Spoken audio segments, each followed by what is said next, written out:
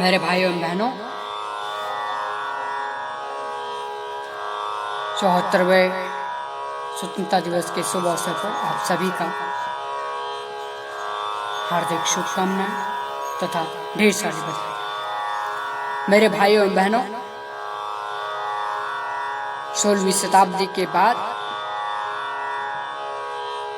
British सरकार ने व्यापारिक नीति को लेकर आई और उपनिवेशवाद स्थापित किया। लेकिन मेरे भाइयों एवं बहनों, भारत की आजादी का अभिप्राय भारतीय संस्कृति, भारतीय धर्म तथा भारतीय संस्कारों को बनाए रखने के लिए भी आजादी थी। मेरे भाइयों एवं बहनों, भारत की संस्कृति को बनाए रखने के लिए स्वामी विवेकानंद तथा दयानंद सरस्वती के महान परिश्रमों को भुलाया नहीं जा सकता। मेरे भाइयों एवं बहनों, आज यदि गरीब तथा मध्यम वर्ग और सभी देशवासी अपने अपने घरों में अगर चैन की नींद सो रहे हैं, तो उसका पूरा का पूरा क्रेडिट हमारे देश के वीर जवानों की शहादत है। मेरे भाइयों एवं बहनों, 1757 के बाद की क्रांतियां ने देश की आजादी के लिए एक नई मोर्चा पेश की। मेरे भाइयों एवं बहनों, हमें यह जानने की जरूरत है, हमें यह समझने की जरूरत है कि आज जिस शिखर पर, आज जिस स्थान पर भारत पहुंचा है, उसमें महत्वपूर्ण योगदान भारत की जनता है, भारत के किसान वर्ग है। मेरे भाइयों एवं बहनों, भारत की आजादी के लिए भगत सिंह, राजगुरु तथा उनके साथियों की फांसी को भुलाया नहीं जा सकता। मेरे भाइयों एवं बहनों, लाहौर में लाला लाजपत राय की मौत में, उनकी शहादत में हम सबको यह सीख देती है कि हमेशा अपने राष्ट्र के लिए, अपने देश के लिए एक दास बनने से अच्छा मर मिटने का संकल्प लेना एक लाभ है। मेरे भाइयों एवं बहनों, भारत की जननी, भारत की धरती एक धर्म की जननी है। विश्व इस बात का गवाह है कि भारत की संस्कृति, स्वाभिमान विश्व को अहिंसा का राह दिखाती है और अहिंसा मानव की मानवता तथा इंसानियत को बनाए रखने में महत्वपूर्ण भूमिका निभाती है। मेरे भाइयों एवं बहनों, भारत की आजादी के लिए संपूर्ण देशवासियों के साथ साथ आदिवासी, संथाल, कोल इत्यादि की शहादत को नहीं भुलाया जा सकता। मेरे भाइयों एवं बहनों, आज भारत को एक आत्मनिर्भर भारत बनने की जरूरत है।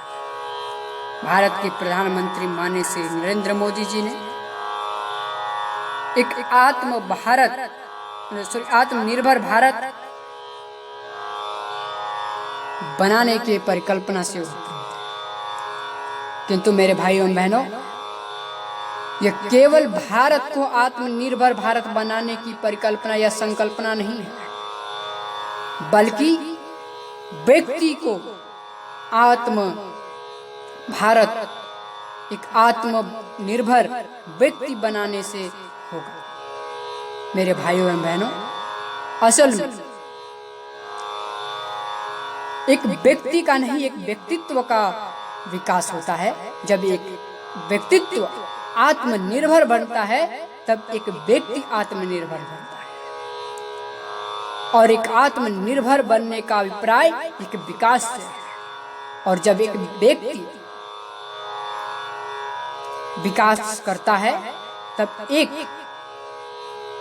परिवार का विकास होता है। और जब एक परिवार का विकास होता है तब एक पड़ोस का विकास होता है। और जब एक पड़ोस विकास करता है तब एक समाज का विकास होता है। और जब एक समाज का विकास होता है तब एक गांव का विकास होता है। और जब एक गांव का विकास होता है तब एक ब्लॉक का विकास होता है। और जब एक ब्लॉक विकास करता है तब एक जिले का विकास होता है। और जब एक जिले विकास करता है तब एक राज्य का विकास होता है।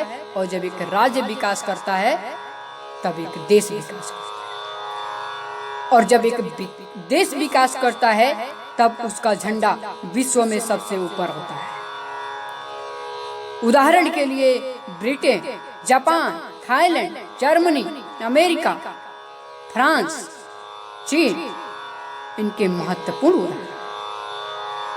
इसीलिए हमारे देश को भी एक आत्मनिर्भर भारत बनने की जरूरत है। हमारे देश की जनता को एक आत्मनिर्भर बनने की जरूरत है। मेरे भाइयों और बहनों, जब एक व्यक्ति आत्मनिर्भर होगा तब संपूर्ण राष्ट्र एक आत्मनिर्भर होगा। और आत्मनिर्भर बनने में शिक्षा का महत्वपूर्ण योगदान होता है। इसीलिए मैं अपने देशवासियों को आगाह करता हूं कि अपने बच्चों को शिक्षा से मत रोकिए, उन्हें शिक्षा के क्षेत्र में आगे बढ़ने दें, क्योंकि शिक्षा के बिना कोई भी चीज संभव नहीं। हमारे देश में शिक्षा एक महत्वपूर्ण स्थान है। और जब शिक्षा का विकास होता है तो युवाओं का विकास संभव है। मेरे भाई एवं बहनों, युवाओं के विकास से ही राष्ट्र का विकास संभव है, क्योंकि युवा देश के लिए एक ताकत है, एक शक्ति है जो देश को संचालित करने में मदद करती है। मेरे भाइयों एवं बहनों, इस कोरोना वायरस के दौर में जहां पूरा संपूर्ण विश्व जूझ रहा है, भारत भी उस वैश्विक महामारी से जूझ रहा है। लेकिन कोरोना वायरस की मेडिसिन टेस्ट 3 स्तरों पर शुरू हुई है। जैसे ही यह टेस्टिंग पूरा हो जाता है, उसकी जल्द से जल्द देश में प्रोटेक्शन हो, इसके लिए कार्य किया जाए। किंतु हमारे देश के किसानों के लिए आज दुखद समस्या है। आज यह समय कृषि का है, यह समय जो मानसून है, यह इस समय बाढ़ का भी मौसम है। कई जगहों पर बाढ़ भी आई जिससे किसानों की फसल को दुरुस्त हुआ। मेरे भाइयों बहनों, बाढ़ वाले मौसम में कौन सी ऐसी खेती की जा सकती है जो हो सके, उसे हमें करने का प्रयत्न करना चाहिए। इसके बावजूद भी मेरे भाइयों बहनों, हमें इस परिकल्पना से सुशोभित होना होगा कि हमारे भारत की संस्कृति एक सर्वश्रेष्ठ संस्कृति है। हमें उम्मीद है कि आज भारत 20वीं सदी का भारत नहीं, बल्कि 21वीं सदी का भारत। जल्द ही Bharat UNO, united nation organisation, संयुक्त राष्ट्र संघ का एक स्थायी सदस्य बनने जा रहा है। इसका अभिप्राय कि 21वीं सदी सच में एक भारत की सदी है और भारत एक विकासशील देश से एक विकसित देश होगा। इस बात की संकल्पना, इस बात का दृढ़ संकल्पना हम सभी देशवासियों को